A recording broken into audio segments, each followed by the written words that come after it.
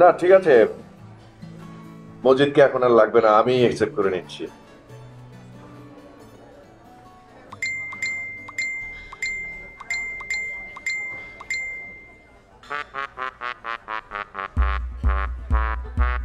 ওরে বাবা রে,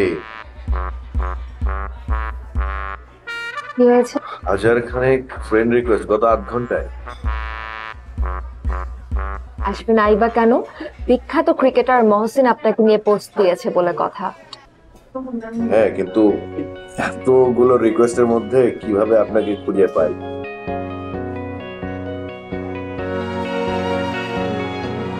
মন দিয়ে খুঁজলে হাজার মানুষের ভিড়ও কাউকে খুঁজে পাওয়া সম্ভব।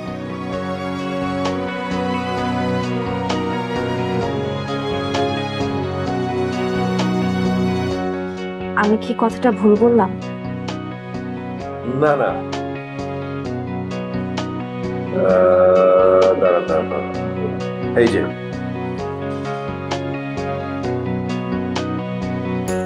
যে এটা না? হ্যাঁ হ্যাঁ, এটাই। অনেকদিন মন দিয়ে কোনো কিছু খুঁজি না তো।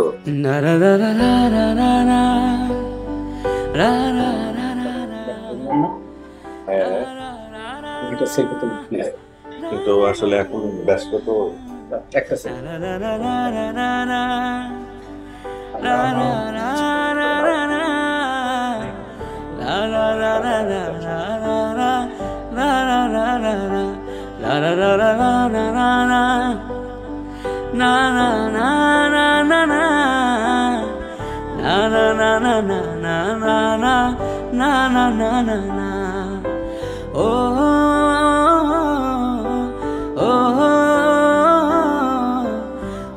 তাহলে আমরা উঠি না?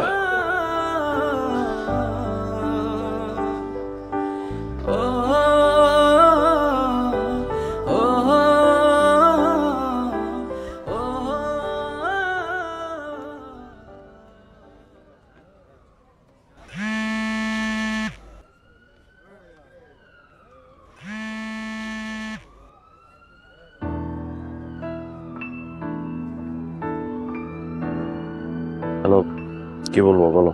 দুপুরে আসিস নাই কেন? আমি যে তোকে দুপুর থেকে ফোন দিয়ে যাচ্ছি, তুই তুই ধরতেছিস না কেন ফোন আমার? আরে তুমি তুই তুকারি কেন করতেছো? ভদ্রভাবে কথা বলো। ভদ্রতা? তোর সাথে আবার কিসের ভদ্রতা? দুপুরে বাসার সামনে থেকে আবার চলে গেছিস না?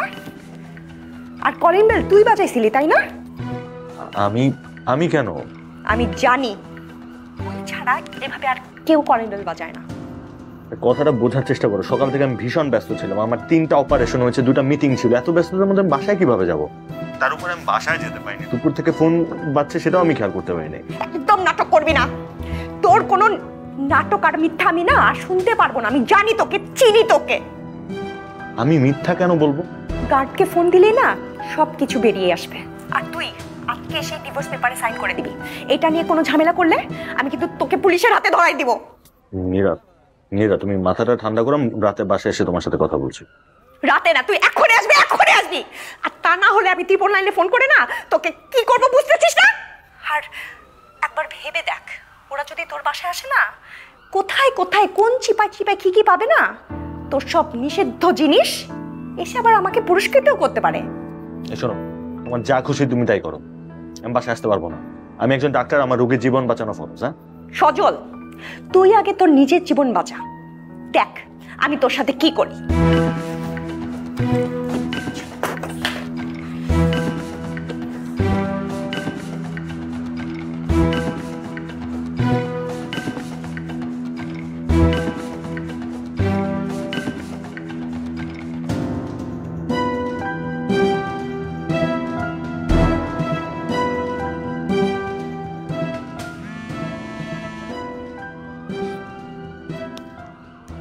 কিরে, ভয় পাচ্ছিস তাই না? ভালো ভালো চলে এসে সিগনেচারটা করে দে। তোকে তো পুলিশে দিলে আমারই লস। পেপারে আমার নামও যাবে, টিভি চ্যানেলে আমার নিউজও হবে। আর সেটা না আমি একদমই চাই না। ভালো ভালো চলে আয়।